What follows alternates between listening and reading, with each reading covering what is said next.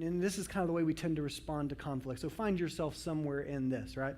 Often the answer is to run from conflict.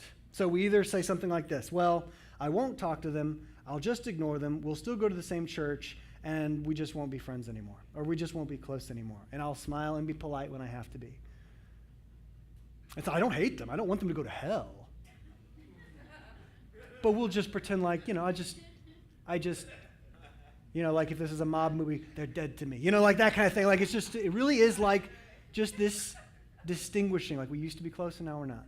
And we just accept that, like, well, okay. We used to be close. We used to be brothers. We used to be sisters. Now we're not. So often the answer is run. And in our culture, in our church hopping culture, the answer is often, oh, I didn't like that sermon. I didn't like that. I don't like the color of their drapes. I'm running to a new church. I'll literally never have to see them until I, have to stand behind them in line at Costco. And God will do that again and again and again to you if you run. God will just go, oh, yeah? You're going to talk about at least the weather, man. Like, we're going to make you talk. And God will do that. The answer isn't to run from conflict. And that's my tendency, is to just avoid, right? Like, I hate conflict. Some of you, you don't mind conflict.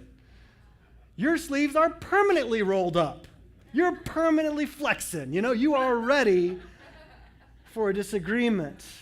So you don't run, you roll up your sleeves for a fight. And that, of course, is not Christ-honoring.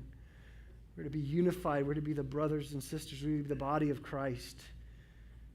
What we're supposed to do is not to run or to roll up our sleeves to fight one another, but is to have the courage to pursue what the Bible calls reconciliation, peace with one another. And reconciliation isn't just peace, because you could have peace and still be very distant. But reconciliation means, hey, we're going to make this right.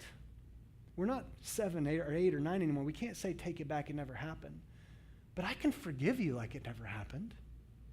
I can love you, and we can put this thing that did happen behind us, and we can move forward in ministry together.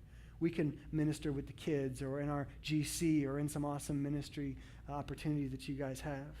We're going to do this together. That's true reconciliation.